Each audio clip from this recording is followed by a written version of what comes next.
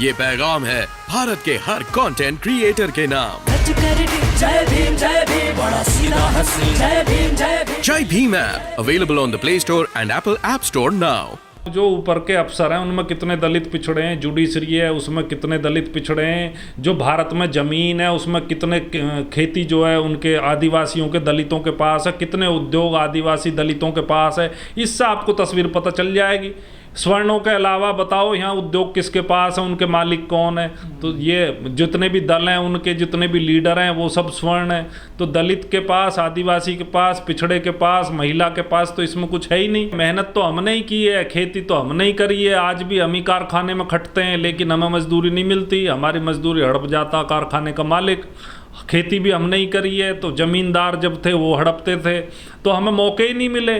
पढ़ने का हमारा विरोध था। मनुवादी व्यवस्था क्या कहती है कि केवल स्वर्ण पढ़ेंगे, द्विज पढ़ेंगे, जो शूद्र हैं वही नहीं पढ़ेंगे, शूद्र का काम है द्विज की सेवा करना।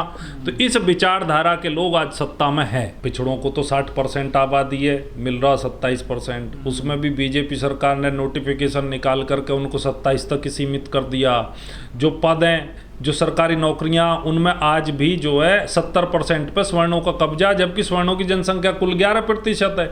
सच्चर कमेटी ने बताया कि मुसलमान 14% है, लेकिन मुसलमानों की हिस्सेदारी जॉब में और उसमें है नहीं।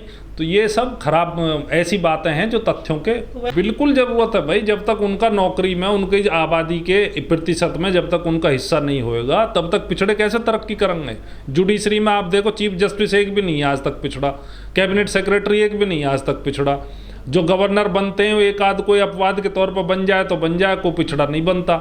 जो आपके ऊपर के जो IAS अफसरों में जो बड़े अफसर बनते हैं, जॉइंट सेक्रेटरी से ऊपर के, वो एक भी जो है पिछड़ा नहीं है। तो ये सब हालात आप देखिए तो आपको पता चलेगा। एक भी जितनी भी हमारी गवर्नमेंट की कंपनियां हैं, उन कंपनियों के जो डायरेक्टर हैं एक भी पिछड़ा नहीं है, दलित भी नहीं है।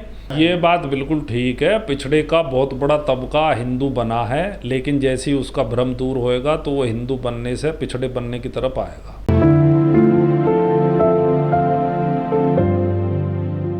मनुवादी व्यवस्था दुनिया की सबसे नारकीय, सबसे असमानता पर आधारित, सबसे निकृष्ट और सबसे खराब व्यवस्था रही है। और ये व्यवस्था जब तक खत्म नहीं होगी है। और इसमें बहुत सारे ऐसे लोग सत्ता में हैं जो इस व्यवस्था के समर्थक हैं, आरक्षण के विरोधी हैं। ये वही लोग हैं जो जल जल के मरे मंडल कमीशन के खिलाफ, और आज भी आरक्षण के खिलाफ आप इनमें किसी से बात करोगे तो ये आपको जहर उगलते हुए पाएंगे कि आरक्षण क्यों है, आरक्षण काहे को लगा दिया, जैसे इनके बाप का माल हो। बिल्डोजर जो चल रहा है उसका प्रचार ज़्यादा है। यहाँ यूपी में माफिया जितना था, जितना प्रभावी था, उतना ही आज भी प्रभावी है। कहीं कहीं जो छोटा अपराध ही था वो थोड़ा में गया है, लेकिन जो आप NCRB के आंकड़े देखोगे तो उन आंकड़ों में अपराध जो यूपी में घटा नहीं है, बढ़ा है।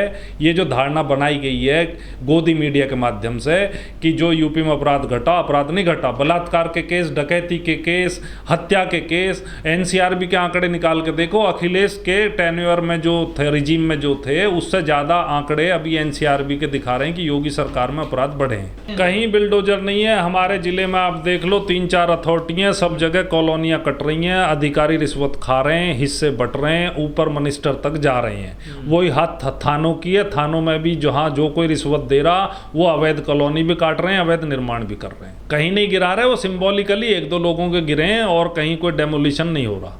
तो आप चाहते हैं बड़े पैमाने पर बिल्डोजर चले? नहीं, हम ये चाहते हैं कि जो भी अवैध गतिविधियां हों वो रुकें, लेकिन सरकार रोकने में कामयाब नहीं हुई है, ना अपराध रोकने में कामयाब हुई है। मैंडेट मिल रहा है लोगों को इस आधार पर कि भाई ये जो है मुसलमान इस देश में आ जाएगा, मुसलमान इस देश को खा जाएगा, मुसलमान इस देश पर कब्जा कर लेगा। एक डर जो पैदा किया लोगों में, उस डर के नतीजे पे इन्हें वोट मिल रही है। लेकिन जो हालात अब हुए लोगों के, गरीबी की वजह से, बेरोजगारी की वजह से, स्कूल अस्पताल नहीं होने की वजह से, तो लोगों में वो जागरूकता आ रही है और अब लोग बीजेपी के खिलाफ हो रहे हैं। हाँ, तो लंबा तो नहीं चलेगा ये, जो चलना था चला लिया। अब तो इनका जो ग्राफ नीचे की तरफ जाना, आप देखते रहना। अब जितने भी इलेक्शन होने वाले हैं, पंजाब में आपने देखा, दिल्ली में आपने देखा कि अब जो लोग हैं वो समझ रहे हैं कि भाई परफॉर्म तो करना पड़ेगा। जो सरकार परफॉर्म करेगी वो चलेगी। दिल्ली में देखना अभी ये 10-20 साल नहीं आने वाले, पंजाब में 10-20 साल नहीं आने वाले।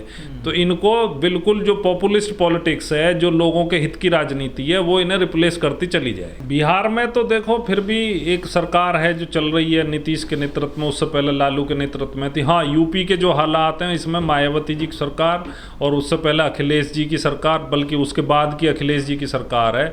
यदि ये लोग भ्रष्टाचार नहीं करते तो ये लोग रहते सत्ता में। इन्होंने भी जो भ्रष्टाचार किया इसलिए लोग इनसे नाराज हुए।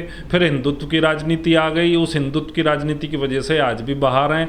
लेकिन यूपी के हालात भी बदलेंगे पक्के तौर पे, क्योंकि लोग बहुत ज़्यादा परेशान हैं। कम्युनिस्टों का तो एक विचारधारा है, और कम्युनिस्ट गरीब आदमी की विचारधारा है। जब तक गरीबी रहेगी, भुखमरी रहेगी, परेशानी रहेगी, तब तक कम्युनिस्ट विचारधारा दुनिया में अस्तित्व में रहेगी। जहाँ भी कम्युनिस्ट हैं, केरला में कम्युनिस्ट हैं, तो केरला का एजुकेशन देखो, आप हेल्थ देखो, वहाँ का एम्प्लॉयमेंट देखो, वहाँ की हर चीज़ आपको पूरे देश से बेहतर मिलेगी। नहीं, हमारी पार्टी का कोई आदमी आज तक, आप देखो कि बंगाल में इतने दिन हमारी सरकार चली, केरला में इतने दिन हमारी सरकार अभी भी चल रही है, एक भी व्यक्ति पे ना तो ईडी के छापे हैं, ना सीबीआई के छापे हैं, ना किसी के खिलाफ चार्जशीट है, ना कोई आज तक जेल गया। बंगाल में हमने सबसे बढ़िया हिंदुस्तान के लैंड रिफॉर्म किए हैं, उससे अच्छा ज़मीन का बंटवारा कहीं नहीं हुआ। दलितों के हाथ में अकेला बंगाल प्रदेश ऐसा, बंगाल, केरला और अपवाद के तौर पर कश्मीर। सिंगूर में क्या हुआ सर?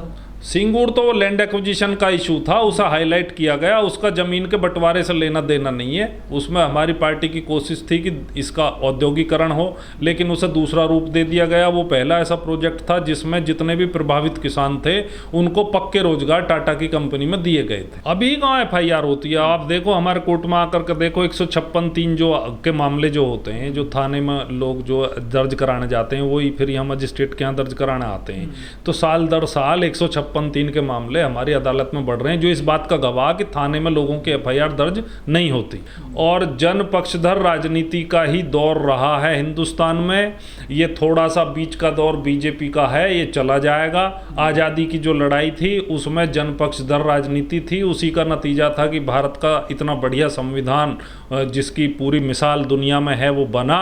और भारत के संविधान के मूल्यों को ये पहले भी नहीं मानते थे, आज भी नहीं मानते। इनका लोकतंत्र में कोई विश्वास नहीं है, इनका मल्टी एथेनेसिटी में, मल्टी कल्चरलिज्म में, मल्टी रिलीजनिज्म में इनका कोई विश्वास नहीं है। ये फासिस्ट फोर्सेस हैं, ये देश की एकता के लिए, उसकी अखंडता के लिए और देश के नौजवान के जो है और महंगाई के लिए बहुत खराब सरकार है, और ये देश विरोधी सरकार। देखिए, देश जो है ऐसे नहीं बनता अखंड भारत। इस देश में हिंदू, मुसलमान, ईसाई, सिख और तमाम आदिवासी हैं, तमाम दलित हैं, जिनके साथ अन्याय है। जब तक आप उसको नौकरी नहीं दोगे, ज़मीन नहीं दोगे, रोजगार नहीं दोगे, उसकी न्यूनतम मजदूरी नहीं दोगे, देश तरक्की नहीं कर सकता, देश अखंड नहीं बन सकता, देश में एकता कायम नहीं हो सकती।